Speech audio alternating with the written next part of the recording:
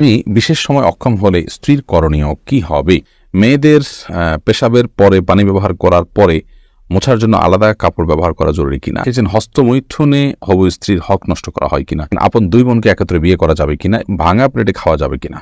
আজানের সময় কিছু খেলে গুনাহ হবে কিনা? টিকটিকি দেখলে কি মারতেই হবে? প্রয়োজনে কি খুঁজে খুঁজে মারতে হবে? বিষয়টা নিয়ে খুব দ্বিধাদ্বন্দ্বে আছি, জানাবেন প্লিজ। অনেক জায়গায় বসে প্রস্রাব করার ব্যবস্থা নেই, দাঁড়িয়ে পেশাব করতে হয়। এরকম পরিবেশ আমরা কি করব? পরিস্থিতির কারণে স্বামী স্ত্রী যদি 5 বছর দূরে থাকে তাহলে শরীয়ত মোতাবেক স্ত্রীকে কি আবার বিয়ে করতে হবে? অ্যালকোহল যুক্ত পারফিউম ব্যবহার করে নামাজ আদায় করলে নামাজ হবে কিনা? জিন কি মানুষের সাথে সবাস করতে পারে? স্বামী সিগারেট খেলে ওয়াইফের করণীয় কি? নামাজের সময় পাশ দিয়ে কেউ গেলে বা আসলে আমার আম্মু নামাজের ভেতরেই তাকায়, এতে নামাজের কোনো সমস্যা হবে কিনা? শীতের দিনে টাকনুর নিচে কাপড় পরা যাবে কিনা? চলুন আপনাদের যে সমস্ত প্রশ্ন ইতিমধ্যে চলে আসছে সেগুলোর উত্তর দেওয়ার পালায় আমরা প্রবেশ করি। ফয়সাল আহমেদ আপনি লিখেছেন, টিকটিকি দেখলে কি মারতেই হবে? প্রয়োজনে কি খুঁজে খুঁজে মারতে হবে? বিষয়টা নিয়ে খুব দ্বিধাদ্বন্দ্বে আছি, জানাবেন প্লিজ। না, খুঁজে খুঁজেই আপনাকে মারতে হবে এমন কিছু কোনো বাধ্যবাধকতা নেই, বরং আপনার চোখে পড়েছে উপদ্রব করে আপনি মারবেন। কিন্তু এটার জন্য আপনি খুঁজে খুঁজে বেড়াবেন, এটার পিছিয়ে পিছিয়ে ঘুরে বেড়াবেন, আপনার অনুসন্ধান করে বেড়াবেন, এই কথা হাদিসে বলা হয়নি। জুলেখা খাতুন আপনি লিখেছেন, নতুন কোনো কাপড় পরে না ধুয়ে নামাজ পড়ে নামাজের কোনো ক্ষতি হবে কিনা? নতুন কোনো কাপড় পরলে সেটা ধুয়েই পড়তে হবে এমন কোনো বাধ্যবাধকতা নেই, কারণ নতুন কাপড় মানেই যে সেটা নাপাক, সেটাতে অপবিত্রতা আছে এমনটি তো নিশ্চিত নন আপনি, তাহলে এটি ধোয়াটা বাদ কেন হতে যাবে? তবে হ্যাঁ, আপনারা যদি নতুন কাপড় কেনার পর দেখলেন যে সেখানে কোনো নাপাক আছে, তাহলে ওই জায়গায় সেই নাপাকটা ধোয়াটাই হলো আবশ্যক। অতএব শরীর দৃষ্টিকোণ থেকে নতুন কাপড় ধুয়ে পড়তে হবে এমন কোনো বাধ্যবাধকতা নেই। মোহাম্মদ আব্দুর রাকিব আপনি লিখেছেন, হস্তমৈথুনে হবু স্ত্রীর হক নষ্ট করা হয় কিনা? এটি আপনার স্বাস্থ্য নষ্ট হয়, আপনি নিজের হক নিজে নষ্ট করছেন, নিজের আমল নষ্ট করছেন, এবং এর মাধ্যমে যদি আপনার যৌন শক্তি কমে যায় সেক্ষেত্রে আপনি স্ত্রীর হক নষ্ট করছেন। অবশ্যই সেজন্য এটি নাজায়েজ এবং গুনাহের কথা, হারাম। শারমিন আক্তার মিলি লিখেছেন, পরিস্থিতির কারণে স্বামী স্ত্রী যদি 5 বছর দূরে থাকে তাহলে শরীয়ত মোতাবেক স্বামী স্ত্রীকে কি আবার বিয়ে করতে হবে?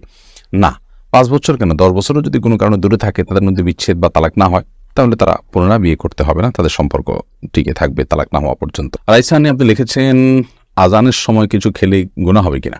আজানের সময় কোনো কিছু খেলে কোনো গুনাহ হবে না। আমরা অনেকে মনে করি আজানের সময় কিছু খাওয়া পান করা যাবে না, এটা করা যাবে না, ওটা করা যাবে না। আপনি যে কোনো কাজ করতে পারেন, টয়লেটে থাকলে আপনি টয়লেটে কাজও সারতে পারেন। তবে আপনি যখন টয়লেটে নাই, পবিত্র জায়গায় আছেন বা স্বাভাবিক অবস্থা আছেন, তখন আপনি আজান শুনলে আজানের জবাব দেওয়ার চেষ্টা করবেন।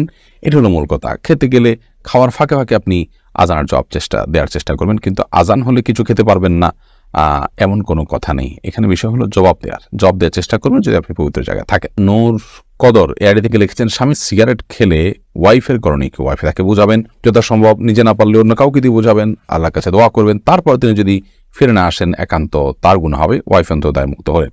রোহান আপনি এর দিকে লিখেছেন, শীতের দিনে টাকনুর নিচে কাপড় পরা যাবে কিনা? সর্বাবস্থায় টাকনুর নিচে কাপড় পরা হারাম, বিশেষ করে জামা জুব্বা চাদর এবং এ জাতীয় যেগুলো উপর থেকে মানুষ নিচের দিকে যায় আর কি, আর যেগুলো নিচের দিক থেকে উপরের দিকে থাকে এবং নিচ থাকেই টাকনুর নিচে, যেমন মোজা, তারপর এমন কোনো জামা যেটা মোজার সাথে জামার সাথে অ্যাটাচড, আলাদা করে খোলার কিছু নেই, সেগুলোর কথা ভিন্ন হিসাব। বাকি শীতের অজুহাতে টাকনুর নিচে পোশাক পরা যায়, তাই প্রয়োজনে মোজা পরিধান করবেন। প্রজাপতি নীর এর দিকে আপনি লিখেছেন, ভাঙা প্লেটে খাওয়া যাবে কিনা? ভাঙা প্লেটে খাওয়া যাবে, কোনো অসুবিধা নেই। ভাঙা আয়নায় মাথা চেহারা দেখা যাবে, সেটাতে কোনো অসুবিধা নেই। আমরা অনেকে মনে করি ভাঙা প্লেটে খাওয়া যাবে না, ভাঙা আয়নায় চেহারা দেখা যাবে না, এটা নিছকই আমাদের সামাজিক কুসংস্কার। ভাঙা প্লেটে ভাঙা অংশে জীবাণু থাকতে পারে, সেজন্য আপনি ওইটাতে খেলে অস্বাস্থ্যকর হতে পারে, সেটা তো আপনার একান্ত স্বাস্থ্যগত বিষয়, বাট সেটা অত নিশ্চিত নয়। বিধায় ভাঙা প্লেটে খেলে যে গুনাহ হয়ে যাবে বা নাজায়েজ হবে, এটা সেরকম নয়, এবং ভাঙা আয়নায় চেহারা দেখলে কোনো অসুবিধা হবে না। আরিফ রহমান আপনি লিখেছেন, আপন দুই বোনকে একত্রে বিয়ে করা যাবে কিনা? এই বিষয়ে ইসলামিক বিধানকে সম্পূর্ণ হারাম। আপন দুই বোনকে একসাথে বিয়ে করা যাবে না, এমনকি পৃথক করে বিয়ে করা যাবে না। এক বোন স্ত্রী থাকার সময় অন্য বোনকে বিয়ে করা যাবে না, অর্থাৎ এট এ টাইম দুজন বোন কারোর স্ত্রী হতে পারেন না, এটি হারাম। শুধু এটি নয়, এমন দুজন নারীকে একসাথে স্ত্রী হিসেবে রাখা যাবে না যেই দুজন নারীর একজন পুরুষ হলে আরেকজনের সাথে তাদের নিজেদের বিয়ে জায়েজ হতো না, এরকম সম্পর্কের দুজন নারীকে একসাথে স্ত্রী হিসেবে রাখা জায়েজ নয়। হ্যাঁ, একজনকে বিয়ে করেছেন, তার সাথে বিচ্ছেদ হলো বা তিনি মারা গেলেন, তারপর অন্যজনকে বিয়ে করেছেন, তারপর সেটি জায়েজ আছে।